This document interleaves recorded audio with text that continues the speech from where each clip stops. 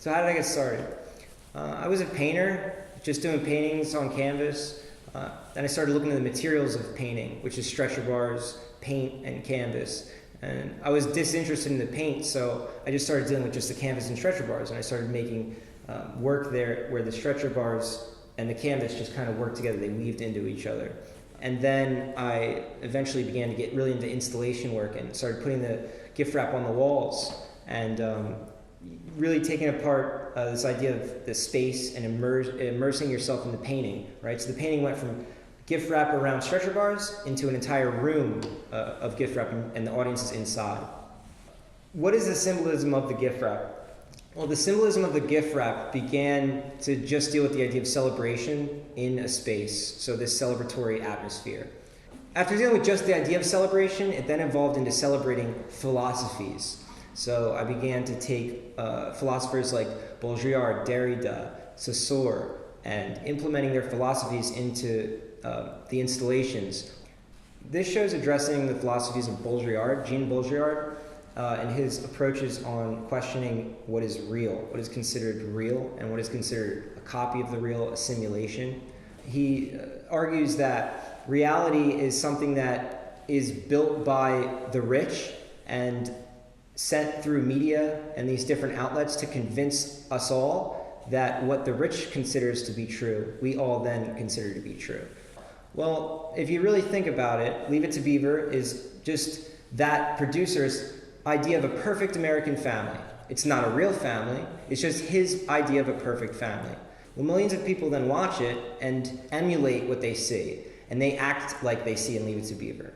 So what was originally just an idea of a perfect situation became how people really acted, and this perfect situation became the new reality of the nuclear family.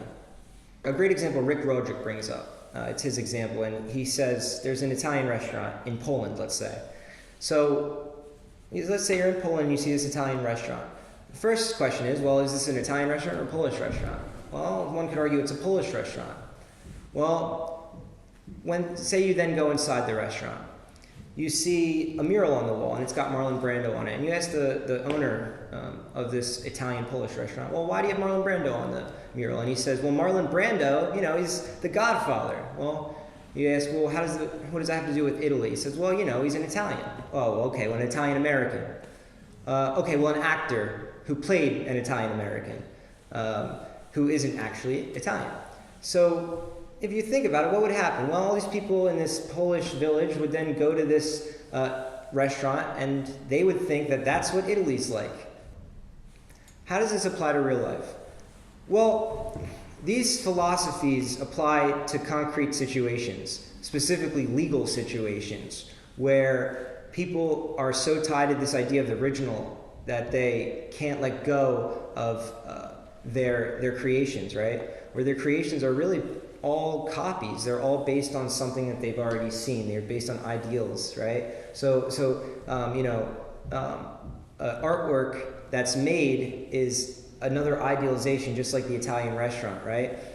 When you begin to dive into that idea, you can realize that owners and producers and people with power can cause fake reality. Baudrillard argues that the apocalypse of the real has happened, and we're now in a state of taking apart the past and looking at when did we lose touch with reality? When did originality become delusional?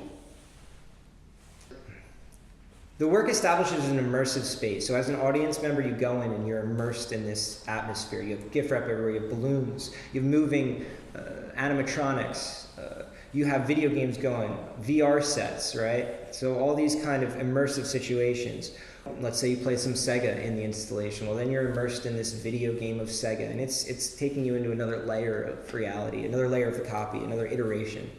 I find it very interesting when audience members put on the VR station because they're already in this immersive space. I've heard people describe it as they're in like this fantasy world, and then they put on the VR, and they're in a second layer of the immersion. Why do I have the work immersive? Well, I have the work immersive because we are so immersed in the copies that there is nowhere that you can't find a copy, right?